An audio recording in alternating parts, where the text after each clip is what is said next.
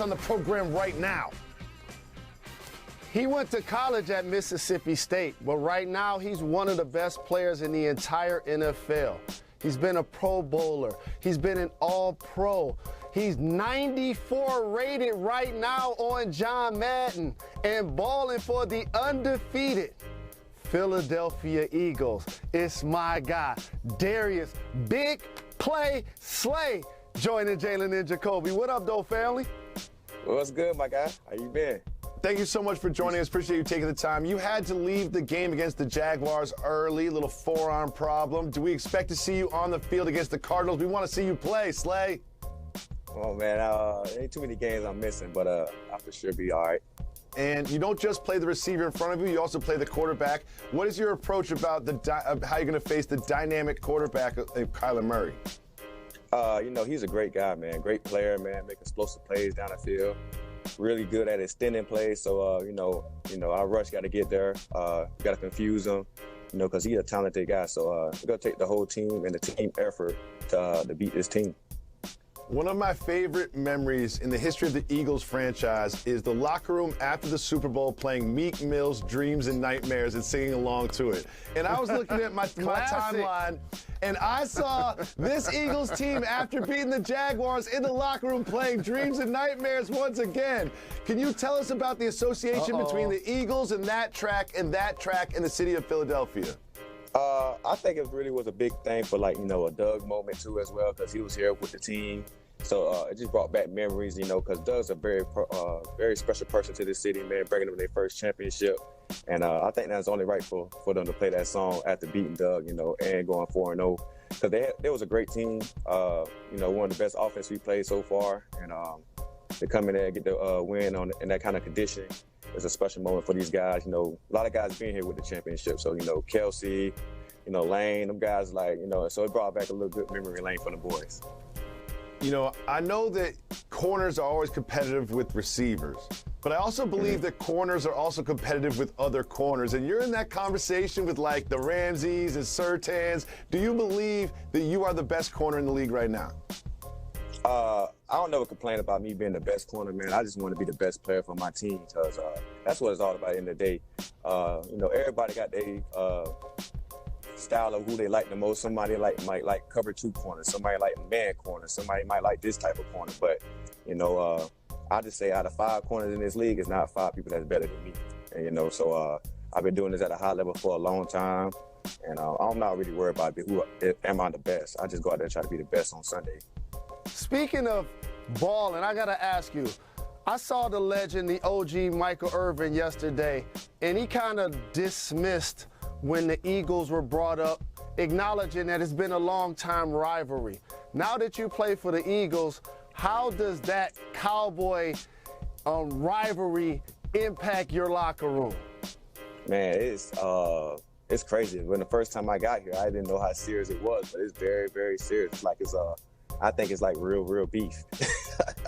But every week, man, they get after it, man. It's Dallas week, and I think the fans be looking forward to that week than any other week in the league, But it's only 2 games out of the year, but them the 2 games that we need to win for sure. So, because they're not gonna never let that down. One thing about Philly fans, they don't forget nothing, and they're gonna let you hear it.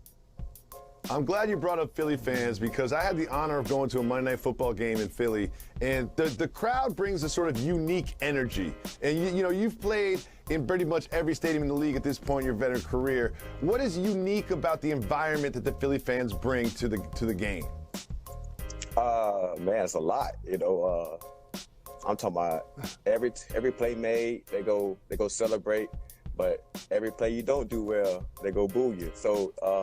At one point in time, they was telling the team what to run. They wanted to run the ball real bad. At one point in time, the whole stand was yelling, "Run the ball, run the ball." I'm like, oh my goodness. They call plays. Yeah, they call it plays. And so I'm like, yeah, this is a whole nother level out here. This is nothing I've been a part of before, but. They serious about business, and I understand why they hold us to a high standard. We hold ourselves to a high standard. So it's nothing better than having fans that hold you to a high standard as well as yourself. So we try to do our best, to help these fans be supportive, and we try to be at a high level. You're a dynamic player. You scoop and score. You cover. You get interceptions. Like, you're one of the best players in the game. And you guys brought up dreams and nightmares earlier. I got to ask you a fun question. What music you listening to these days? What's getting you hyped before the game? I'm a slow jam guy. So I listen to slow jams, all the 90s R&B until I walk onto the field. And then as soon as I step onto that field, I got to turn that boy Rod Wave on. Man, that's my dude right now. Boy, he been my dude since he been out. But yeah, I don't be needing all that, that rah-rah and all kind of mess. I need some pain music. I love the transition, but I want to go back to the chill 90s R&B Darius Slay. Like, what are we listening to? Like SWV, Total, Genuine, like Jodeci? Genuine. Like, what are we listening to? Genuine, Jacket Edge, Sam Salter. Yes. We going all the way back. I got the old Mary, I got the old Monica. I don't even play. I got a whole good playlist. Ooh, I love this. Ooh, all of the classics. Well, like I said, I appreciate you. We appreciate you taking the time. Like I mentioned, this is the Eagles' home field. So many other teams, in particular one with the star, have people always giving and big up in them. I just want you to know it's EAGLES for Jalen and Jacoby. And after any victory, feel free to come back and join us, please. I appreciate y'all, man. Just let me know. I'm willing to join at any time. Thank you so much. We will be back with more on Jalen and Jacoby.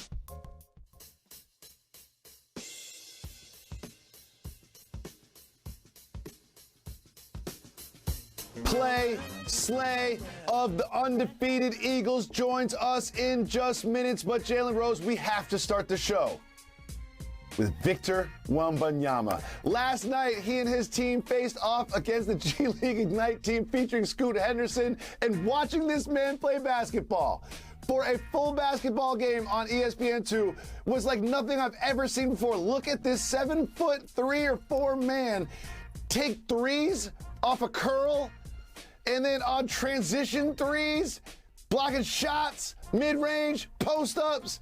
Jalen, I think this is the best prospect I've ever seen since LeBron James. I got to tell you a secret, Jacoby. I'm in love. I'm in love.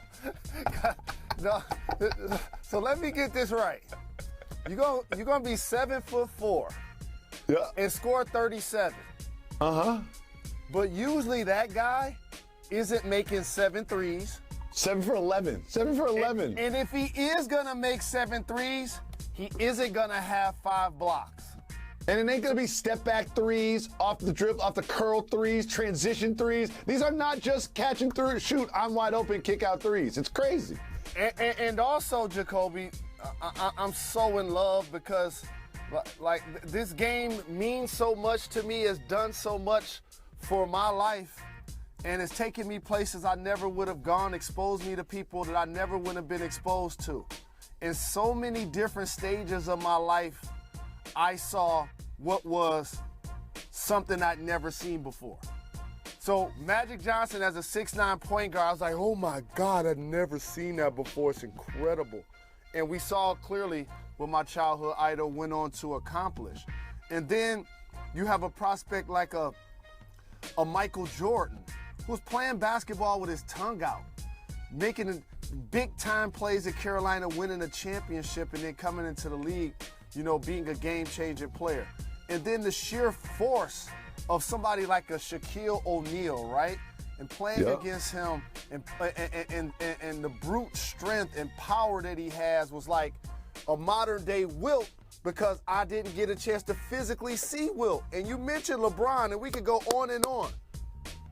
I ain't never seen nothing like this. It's wild. I ain't never seen nothing. I was there when Giannis got drafted. I was there when KD got drafted. We wasn't saying this. We wasn't saying this. And the thing I like about his game at his height, fluid. Usually a 7-foot player is a little clumpy, a little uncomfortable. You got big feet, you got long arms. That's a lot of limbs, to carry around as a human being.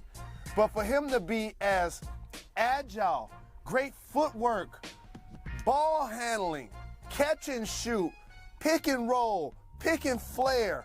Like, it's incredible. Block shots in the paint, block shots on the perimeter. We've never seen a prospect like this, and for those who watched ESPN2 last night, you now know why teams in the NBA have already forfeit this season. Oh, yeah. I mean, it's a race to the bottom for Victor Wembanyama, an absolute race to the bottom. The tanking is going to be ridiculous. There's a handful of teams right now that watched ESPN2 last night, and they were just like, we shouldn't win a game. We should just forfeit every game. We should just tell the league we're forfeiting the season just so we can have a better chances at having him in our uniform. But Jalen, it was all about Victor Wembanyama. You mentioned his blocks. A couple of his blocks were on Scoot Henderson, looked to be the number 2 prospect next year's draft. But if you watch a game, the first half was about Scoot, not Victor. Victor got most of his work done in the second half. Scoot Henderson lived up to his name, and that name being Scoot. He was fast. He would go to the basket. He scored over Victor Wembanyama a couple times at the rim. I thought that he looked really good. He was just overshadowed by someone who literally will cast a shadow over him because he is so big. Powerful, great court sense, willing to make those around him better, playing defense in the half court off the dribble, reverse layups, getting steals, getting out in transition, 4 dunks, making jump shots. The sky's the limit for Scoot Henderson as well. And that's what I appreciate about us having this platform to do this show, because Victor's going to be the headline. And most people don't pay attention to the headline, and rightfully so. A prospect we've never seen. But to me, Scoot is the story. Yeah. He the story. Because when you're able to perform like that in a league where ball handling and the ability to get from point A to point B is so very, it unlocks the floor for not only you and your teammates. The sky's the limit for a potential, the sky's the limit for a prospect like this. And you're right. Teams are and should be tanking for Victor, but consider Scoot the number 2 prospect for a reason. And you'd be very happy with that consolation prize. And while Victor Wembanyama had 37.7 for 11 from 3 and was the story, he was just the headline, he's everything. However, he had 0 assists. My man Scoot had 9 assists, making his teammates better. 2 great prospects on display last night. And guess what? We get it again tomorrow night. I can't wait for that. It's absolute appointment viewing. Wembanyama will be the number 1 pick. But we had the return of a former number 1 pick, a former unique unicorn-like prospect, and of course I'm talking about the Pelicans' Zion Williamson. Now, he only played 15 minutes. He did look good while he played, but remember the Pelicans in the playoffs last year? Do you remember them taking the Suns to a Game 7? If they add Zion, what does that say about their standing in the packed top of the Western Conference? Shout out to Rakim. I came through the door. I said it before. If you're a Die Easy fan like my brother David Jacoby, and you're looking for an NBA stock team to invest in, I've been telling you guys for the last year, it's in New Orleans. Just think about what they've done. They have 4 guys that have averaged at least 18 to 20 points in this league. And I'm including Valanciunas, who gets buckets. Yeah, he does. As a center. And he makes threes, Jacoby. And when people discuss their team, he won't even get mentioned. You know why? Because they got Brandon Ingram, who's an all-star and an improved ball handler and improved playmaker and was flirting with triple-doubles. I remember I talked to B.I. last year, and I was like, passing game is crazy. You stepped up your floor game. He like, I'm about to get a triple-double tonight. And he had a couple of triple-doubles at the end of last season. C.J. McCollum, seasoned veteran, 25-point scorer. Re-sign him, mastered the mid-range, shooting more threes, making more threes, providing leadership and a calming influence. And then you got the man-child, Zion, the prospect that nobody's seen somebody his height, 6'7", 6'8", his weight, 270, explode the way he does, like he shot out of a cannon at the hoop. And let me tell you something we do on this show every day. We highlight the players that acknowledge that they're in the best shape of their lives. And you know why it's important to David and you know why that's important to Jalen and Jacoby? Why is that? We've never been in the best shape of our life. No, still coming. At any Still point. coming. Going to the gym today. At any point. And so now when I see great players like Luka lead his team to the Western Conference Finals and be like, you know what, I'm about to get in shape and win MVP on these boys. When I see Zion sitting at a press conference, this is Zion. I know I'm in good condition. He's never said that into a microphone since he's been in the league. That's going to be scary for the rest of the league. Great for their head coach, Willie Green, who does a terrific job nurturing young players. And big shout out to my guy, Herb Jones. I'm so excited about this season. And one thing that we all want to see happen this season is one of the greatest record, if not the greatest individual record in the history of the National Basketball Association, the scoring title, the career scoring title held by Kareem Abdul-Jabbar. LeBron James is about 1,300 away. If he does it this season, it'll probably be in the second half of the season. It's one of the most exciting things to have happen. And Jalen, I want to put this on wax. This will not happen on the road. They're going to engineer this so this happens in Los Angeles. Remember I said that he could be 2 points away at the start of a 7th grade road trip, and he will not take a shot or step on the court for those 7 games. This is going to happen in LA. It's going to be one of the most exciting things. What is the significance of this award to you? This has true significance in multiple facets because he's also going to be amongst the league leaders in assists too, which is extremely incredible. For LeBron James, if you looked at his game like a stock from the beginning and you wanted to pick pieces out of his game that you felt like were the best, his shooting and scoring weren't 1 and 2. No. It was his court vision, it was his athleticism, it was his power, it was his leadership, and he made himself into a scorer by improving his game, improving his handle, and improving his jump shot. This also acknowledges how him taking care of his body and being one of the most disciplined players to ever play in the league. We saw this guy as a teenager, squeaky clean, on and off the floor. All he does is work to get better in the gym. And now when you're staying healthy for 20 years, your longevity can put you in position to eclipse a record like this. So very incredible that you can go to bed one night and say nobody that has played in the NBA scored more points than me.